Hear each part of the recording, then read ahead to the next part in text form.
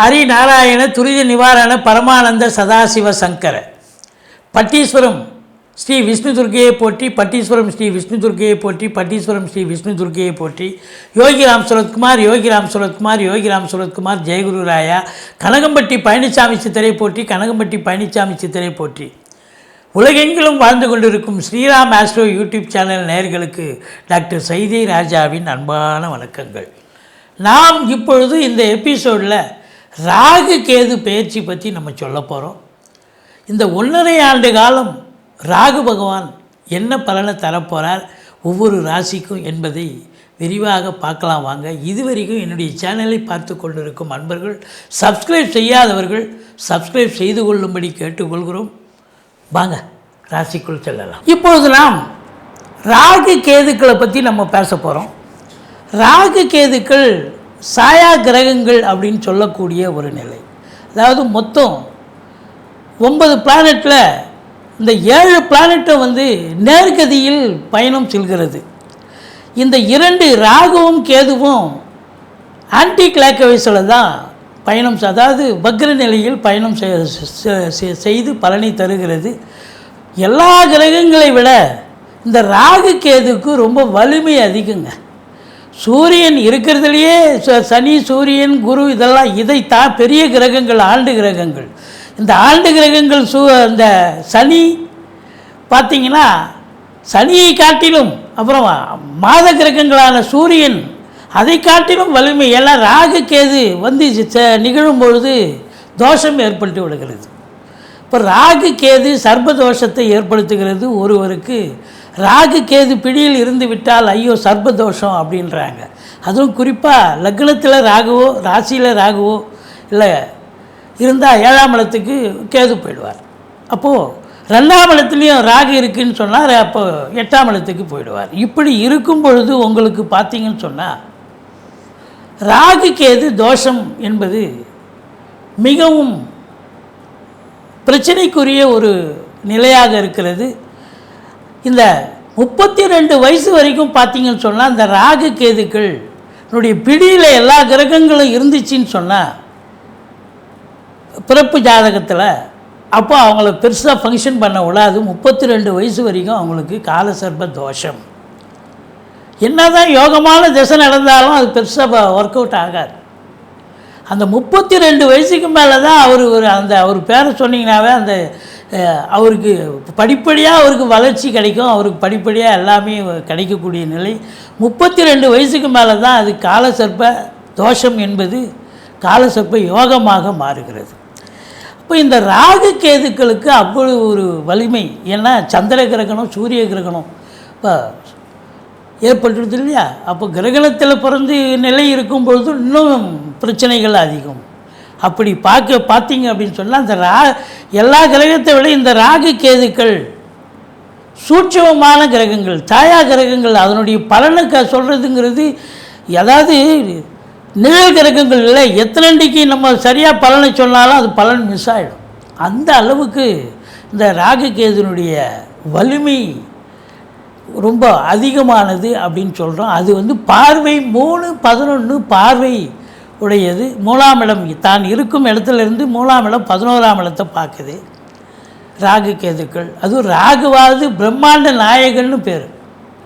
ராகுக்கு பிரச்சனையான இடம் அப்படின்னு சில இடங்கள் இருக்குது. ராகு கேதுக்களுக்கு அது வலிமையான இடம் அப்படின்னு பார்த்திங்கன்னா ஒரு ஜாதகத்தில் 3, 6, 11 ஆகிய இடங்களுக்கு வரும்பொழுது ராகு கேதுக்கள் அருமையான பலனை கொடுக்கும். ஒரு பிறப்பு ஜாதகத்தில் 3, 6, 11 ராகு கேதுக்கள் அமைந்து விட்டால் அது யோகமான ஜாதகம் அப்படின்னு சொல்லலாம். அதுவே அதை மற்ற இடத்துகளில் இருக்கும் பொழுது ராகு கேதுக்களுடைய நிலை ரொம்ப மோசமான ஒரு நிலை. இன்னும் ஒரு படி மேலே போய் சொல்லணும்னு பார்த்தா ராகு கேதுக்களுக்கு சொந்த வீடுகள் கிடையாது. எந்த வீட்டில் உட்காந்துருக்காங்களோ அந்த வீட்டினுடைய வேலையை தான் ஒரு ஏஜென்சி மாதிரி ஒரு வேலையை செய்யக்கூடிய நிலை. இப்போ உதாரணமாக இப்போ ராகு எங்கே அமர்றார் அப்படின்னு பார்த்தீங்கன்னு சொன்னால் அமர்ந்த வீட்டு கிரகம் உச்சமடைகிறார் அப்படின்னு பார்த்தீங்கன்னா, இல்லை ஆட்சி பெறுகிறார் என்று சொன்னால் அப்போ ராகு கேது வலிமை அதிகமாகிறது.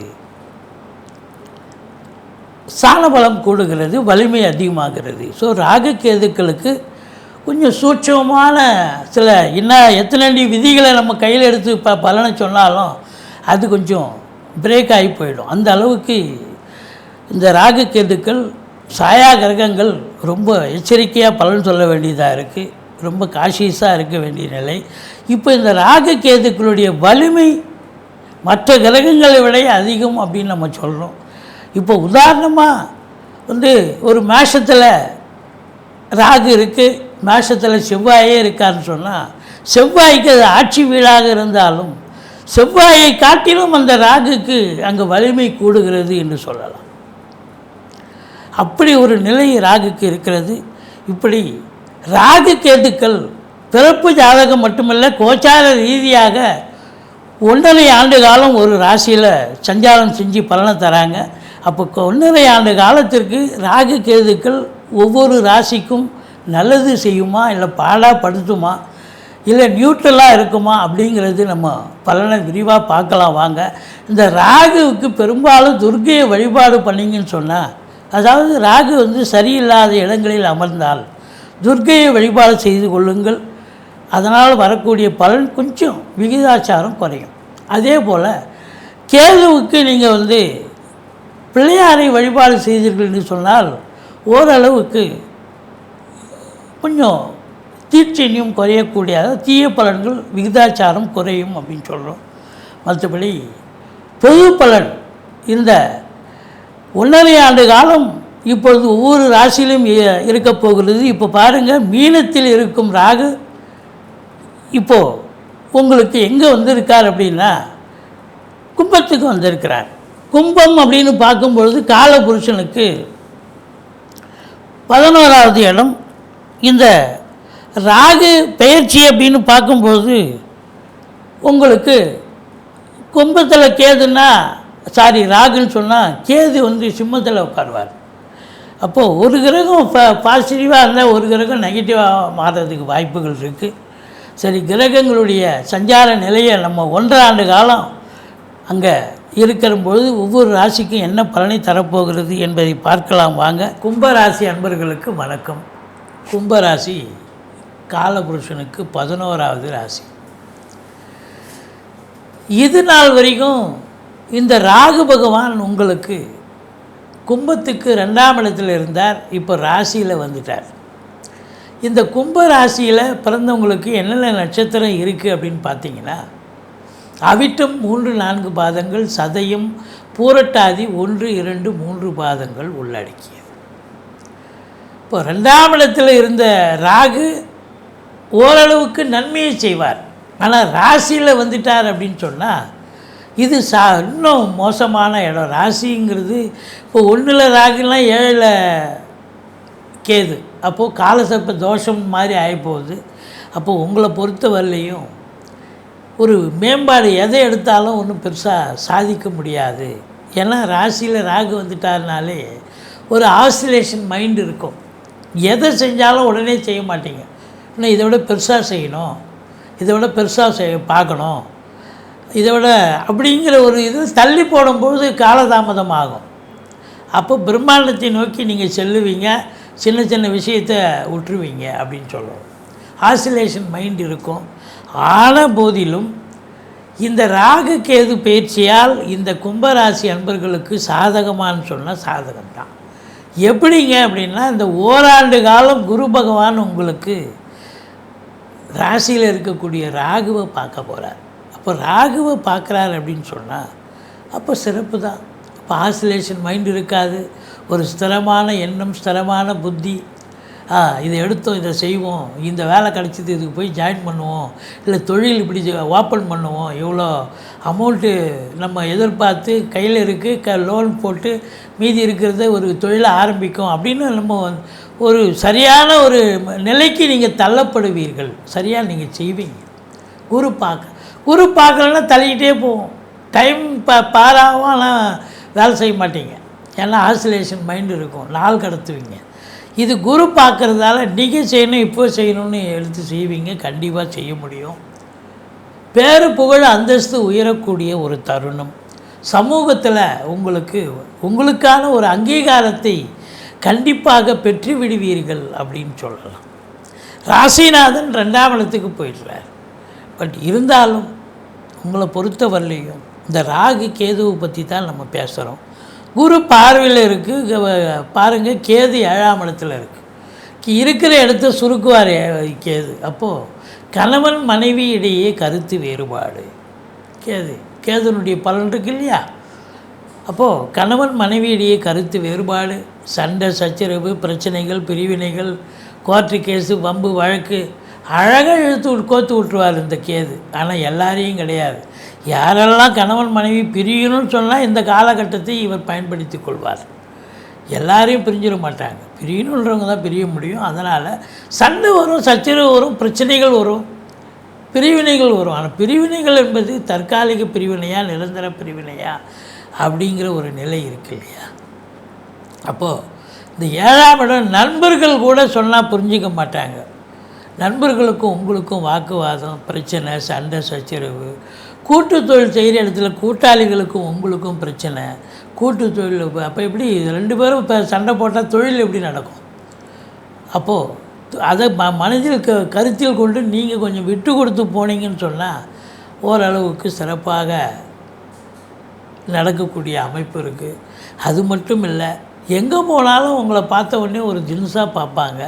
எச்சரிக்கையாக நீங்கள் கொஞ்சம் சூதனமாக நடந்துக்கிட்டீங்கன்னு சொன்னால் ஒரு ரெடிமேட் புன்னகையை வர வச்சு கொண்டு நீங்கள் சூதனமாக நடந்துட்டீங்கன்னு சொன்னால் நீங்கள் போகிற இடத்துல நீங்கள் காரிய வெற்றி கண்டிப்பாக கிடைக்கும். இல்லைனா நீங்கள் போய் நிற்க அவங்க ஒரு மாதிரி உங்களை பார்க்க கேட்குற கேள்வி ஜின்ஸாக இருக்க நீங்கள் ஒரு மாதிரி பதில் சொல்ல சண்டை சச்சரவு பிரச்சனைகள் தான் வரும். சக்ஸஸுங்கிறது இடமே இல்லை, தோல்வி தான் வரும் அப்படின்னு. அதுக்கு தான் சூதனமாக நடந்துக்குங்கன்னு சொல்கிறோம். சமூகத்தில் ஒரு சிலருக்கு அவப்பெயர் கூட ஏற்படும். அதனால் ரொம்ப விழிப்புணர்ச்சி தேவை. இந்த குரு பகவான் இது நாள் வரைக்கும் உங்களுக்கு ராகு இருந்தார், இப்போது 4ல் இருந்தார், இப்போ 5ஆம் இடத்துக்கு போயிட்டார். இப்போ 5ல் குரு கெஞ்சினாலும் கிடைக்காது. குரு பார்வை ராகுக்கு கிடைப்பது மிக மிக சிறப்பு. அதுலேயும் குறிப்பாக பார்த்திங்கன்னா இந்த 11ஆம் இடத்தை குரு பார்க்குறார் அப்படின்னும் போது இந்த ஓராண்டு தொழில் ரீதியாக இந்த கும்பராசியில் பிறந்த அன்பர்கள் கண்டிப்பாக சாதிக்க போகிறீங்க, சரித்திரம் படைக்க போகிறீங்க. ஏன்னா ராகு குரு பார்க்குறதால தொழிலில் இன்வால்மெண்ட் இருக்கும், ஒரு ஸ்பீடு இருக்கும், ஒரு முயற்சி இருக்கும், ஒரு என்ன சொல்கிறது, தொழிலை எப்படி பண்ணணும்னு ஒரு நேக்காக கொண்டு போகக்கூடிய நிலை ஏற்பட்டு இன்புட்டால் அவுட்புட் கண்டிப்பாக கிடைக்கும் அப்படின்னு சொல்லக்கூடிய ஒரு நிலை. சனி பகவான் 2ல் இருக்கார், 7 சனி போயிட்டுருக்கு. இருந்தாலும் இந்த 1.5 ஆண்டு காலம்தான் நம்ம பலனை சொல்கிறோம். இப்போ குடும்பஸ்தானத்தில் சனி இருக்கான்னு சொன்னால் குடும்பத்தில் கொஞ்சம் பார்த்து பேசணும். பண வரவு இருந்த போதிலும் கொடுக்கல் வாங்கல் செய்வதை எச்சரிக்கை தேவை. மற்றபடி உங்களை பொறுத்தவரையிலையும் இந்த குரு பகவான் உங்களுக்கு 9ஆம் இடத்தை குரு பார்க்குறார், பாக்கியஸ்தானத்தை குரு பார்க்குறார். கோயில் குளங்களுக்கு போவீங்க, தான தர்மங்கள் செய்வீர்கள், நன்கொடைகள் வழங்கி மகிழ்வீர்கள். இந்த அற்புதமான ஒரு நேரம். பிள்ளைகளுடைய வளர்ச்சி, பிள்ளைகளுடைய கல்வி, பிள்ளைகளால் பெருமிதம் கொள்ளக்கூடிய நிலை கண்டிப்பாக ஏற்படுமா என்று சொன்னால் கண்டிப்பாக ஏற்படும். மொத்தத்தில் இந்த ராகு கேது பயிற்சி சிறப்பாக இருக்குமா அப்படின்னு பார்த்திங்கன்னா கேது பகவானால் கொஞ்சம் பிரச்சனையை தான் தரும். ராகு இந்த ஓராண்டு காலம் குரு பார்வையில் இருக்கிறது சிறப்பு. சரி, ஓராண்டுக்கு பிறகு ராகு என்ன செய்வார் அப்படின்னு பார்த்திங்கன்னா எந்த வேலையும் தொட விட மாட்டார். இன்னும் இதை விட பெருசாக செய்யணும், இதை விட பெருசாக பார்க்கணும். ஏதோ ஒரு வேலை கிடைக்குது அங்கே போய் வேலை செய்வோம், சம்பாத்தியம் பண்ணுவோம் அப்படின்னு கிடையாது. இப்போ ஒன்றும் இல்லைங்க, ஒரு கூலி வேலைக்கு போகிறவருன்னு வைங்களேன், எனக்கு இந்த 300 ரூபாய் கூலியெல்லாம் பத்தாது, எனக்கு 500 ரூபா வேணும்னு அந்த வேலையே வேணான்னு வந்துடுவார். அப்படி இருந்தால் அப்புறம் எப்படி சம்பாதிக்க முடியும்?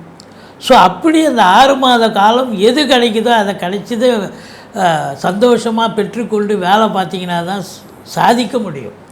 இல்லைன்னா அந்த 6 மாத காலம் உங்களை ஆசிலேஷன் மைண்டு ஏற்படுத்தி உங்களுக்குள்ளவே உங்களை நீங்கள் சாதாரணமானவர்களாக இருந்தாலும் இந்த ராகு பகவான் உள்ளே நுழைஞ்சு உங்களை பிரம்மாண்ட நாயகனாக மாற்றிடுவார். அதனால் எதையும் நீங்கள் உருப்படியாக செய்ய முடியாமல் போயிடும். அதனால் எச்சரிக்கையாக இருந்து கொள்ளுங்கள். மற்றபடி உங்களுக்கு 2ஆம் இடத்து அதிபதி 5ல் போய் அமர்ந்தாலும் 2ல் சனி பகவான் இருக்கிறதால மிகுந்த எச்சரிக்கை தேவை. பிள்ளைகளால் பெருமிதம், சமூகத்தில் பேரு புகழ் அந்தஸ்து கிடைக்கும். உயர்கல்வி படிக்கக்கூடியவர்கள் தாராளமாக படிக்கலாம். வெளிநாட்டில் போய் படிக்கிறவங்களுக்கு கூட அங்கே போய் கைடு நல்லா கிடைக்கும், நல்லா படிக்கக்கூடிய ஒரு நிலை இருக்கும். மொத்தத்தில் உங்களுக்கு 11ஆம் இடத்தை பார்ப்பதால் லாப மிகுதி கண்டிப்பாக இருக்கும். நினச்ச காரியம் கைகூடும். இந்த 1.5 ஆண்டு காலம் நிச்சயமாக சாதிக்க போகிறீங்க. கணவன் மனைவி விட்டு கொடுங்க, நண்பர்கள்கிட்ட விட்டு கொடுத்து போங்க. கூட்டு தொழில் செய்கிற இடத்துல கூட்டாளிகள்கிட்டையும் விட்டு கொடுத்து போங்க. வெளிவட்டார பழக்க வழக்கங்கள் எங்கே போனாலும் சரி, ஒருபடி தாழ்ந்து போனீங்கன்னா தான் நீங்கள் ஜெயிக்க முடியும். இல்லைன்னா நீங்கள் ஈகோ பார்த்தீங்கன்னா ஒன்றுமே இல்லாமல் போய் 7ல் கேது இருக்கிறது தேவையில்லாத பிரச்சனையை கொண்டு வரும். பிள்ளையாரை வழிபாடு செய்து கொள்ளுங்கள். விஷ்ணு துர்க்கையை போற்றுங்கள். வாழ்க்கை வளமோடும் நலமோடும் அமையப்போகிறது. இந்த ராகு கேது பயிற்சியால் நிச்சயமாக கும்பராசிக்கு நல்லதே நடக்கும் என்று சொல்லுகிறோம். நன்றி. வாழ்க வளமுடன்.